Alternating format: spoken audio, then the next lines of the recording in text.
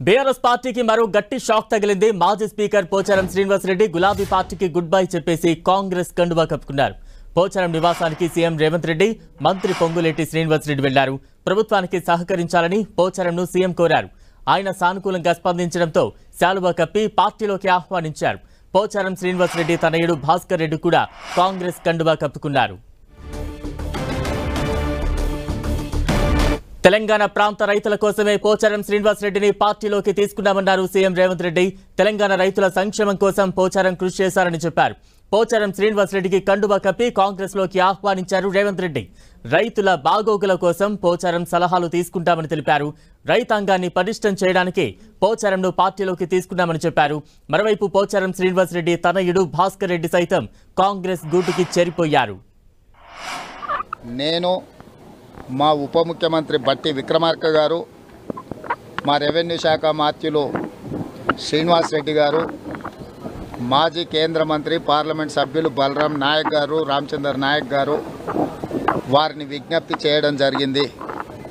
వారు మా ప్రభుత్వం తీసుకుంటున్న రైతు మేలు జరిగే నిర్ణయాలను వారు ఇంకా ప్రోత్సహించడానికి ఈరోజు మంత్రివర్గంలో రైతు రుణమాఫీ విషయంలో జరగబోతున్న నిర్ణయాలను దృష్టిలో పెట్టుకొని మాతో చేరి ఈ ప్రభుత్వంలో భాగస్వాములై రైతులకు మేలు జరగాలని ఒక నిర్ణయానికి వచ్చి వారు ఈరోజు మాకు సంపూర్ణంగా సహకరిస్తూ మాతో చేరడం జరిగింది.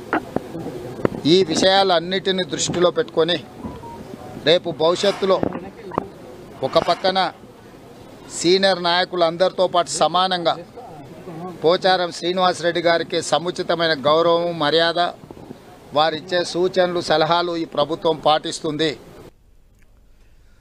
సీఎం రేవంత్ రెడ్డి చిత్తశుద్ధితో పనిచేస్తున్నారని మాజీ స్పీకర్ పోచారం కొనియాడారు. తన రాజకీయ జీవితంలో ఇంకా ఆశించేది ఏమీ లేదన్నారు.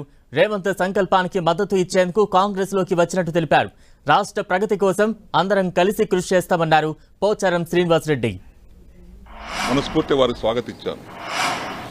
వారు చేస్తున్నటువంటి కార్యక్రమాలు రైతు పక్షపాతిగా, రైతు సంక్షేమం కోసం, రాష్ట్రంలో ఉన్నటువంటి సాగునీటి ప్రాజెక్టుల ప్రగతి కోసం వారు తీసుకున్న నిర్ణయాలన్నీ కూడా ఆమోదయోగ్యమైనటువంటి నిర్ణయాలు ఉన్నాయి. కాబట్టి నేను కూడా ఇప్పుడు అగ్రికల్చర్గా నేను రైతు బిడ్డను కాబట్టి, పుట్టుకతో రైతు కాబట్టి, వ్యవసాయంతో ఉన్నటువంటి కష్టసుఖాలు నేను తెలుసు కాబట్టి వారు చేసేటువంటి ప్రతి మంచి పనికి, రైతాంగానికి వారు చేస్తున్నటువంటి కార్యక్రమాలకు అండగా ఉండాలని, అండగా ఉండి రైతు సంక్షేమాన్ని కోరుకోవాలని, రైతులు బాగుపడాలని, రైతుల కష్టాలు తీరాలనే ఒక ఆకాంక్షతో నేను ఈరోజు వారి నాయకత్వంలో, రేవంత్ రెడ్డి గారి నాయకత్వంలో కాంగ్రెస్ పార్టీలో వచ్చాం.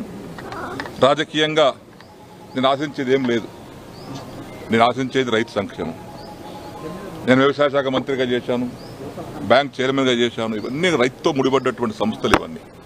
కాబట్టి రాష్ట్ర ప్రగతిలో వారు చేసేటువంటి అభివృద్ధికి, వారు సంకల్పించినటువంటి కార్యక్రమాలకు చేదోడు వాదోడుగా ఉండి రాష్ట్ర ప్రగతి కోసం, రైతు ప్రగతి కోసం అందరం కలిసికట్టుగా సమిష్టిగా కృషి చేస్తాం.